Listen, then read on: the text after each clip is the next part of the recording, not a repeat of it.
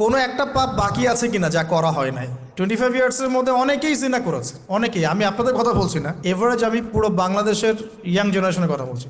25 বছরের ইয়াং এই প্রজন্মটা, এই লেটেস্ট যে প্রজন্মটা, এদের অনেকেই জেনা করেছে, বিবাহ বহির্ভূত সম্পর্ক। এবং আমরা এখন জেনাকে অনেক সময় উস্কেও দেই, আমরা অনেক সময় এটাকে প্রমোটও করি, আমরা এটাকে ফ্যাশনও মনে করি। কারণ আমাদের ঢাকায় মানুষ বলে যে তোর গার্লফ্রেন্ড নাই, এটাই এটাই এটাই হচ্ছে ওদের কাছে অবাক করা বিষয়। সবাই ঘুরে, ঈদের দিন তুই ঘুরতে পারিস না? আমাদের ফ্যামিলির মধ্যে একজন বলতেছিল তার মেয়েকে, সবাই ঈদের দিনে বাইরে যায়, তুই যেতে পারস না? ঢাকায় এভাবে কথা বলে।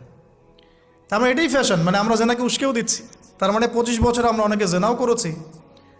মাদকের সাথে সম্পৃক্ত কত পার্সেন্ট ইয়াং জেনারেশনে আমাদের দেশে? ক্যালকুলেট করেন, আপনি গুগল করেন, দেখেন কত পার্সেন্ট আমাদের দেশে মাদক সেবন করে। ইভেন এখন কিশোর গ্যাং বের হয়েছে, কিশোর গ্যাংয়ে অনেক যুবকরা যায়, অনেকে রাস্তাঘাটে মারামারি করে, অনেকে পলিটিক্যাল দলাদলির মধ্যেও আছেন অনেকেই।